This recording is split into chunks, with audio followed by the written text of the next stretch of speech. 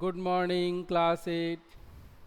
आज हम लोग नरोत्तम दास द्वारा रचित सुदामा चरित कविता को पढ़ेंगे।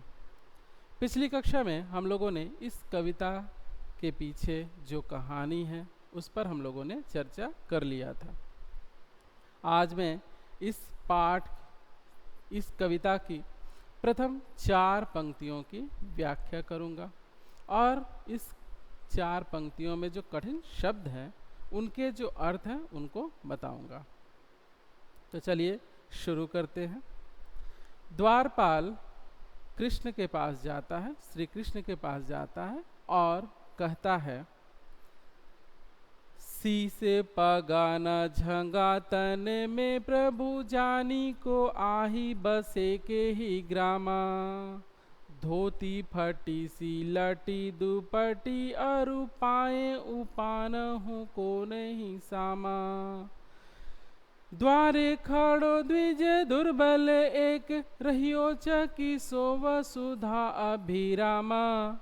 पूछत दीन दयाल को धाम बतावत आपनो नाम सुदामा। द्वारपाल जाकर श्री कृष्ण से कहता है कि हे प्रभु, माफ कीजिएगा, सबसे पहले मैं कठिन शब्दों के अर्थ बता दे रहा हूँ। शीश मतलब सिर, पगा मतलब पगड़ी, झंगा मतलब ढीला कुर्ता,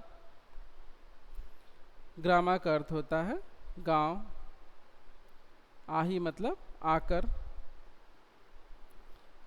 दुपट्टी का अर्थ होता है दुपट्टा अंगवस्त्र,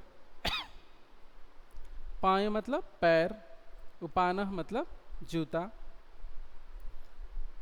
द्विज का अर्थ होता है ब्राह्मण, दुर्बल का अर्थ होता है कमजोर, चकिसो मतलब चकित होकर, वसुधा मतलब धरती को, अभिरामा मतलब सुंदर, दीन दयाल मतलब दीन दयाल का अर्थ होता है करुणानिधि, दीनानाथ दीन दुखियों की मदद करने वाले।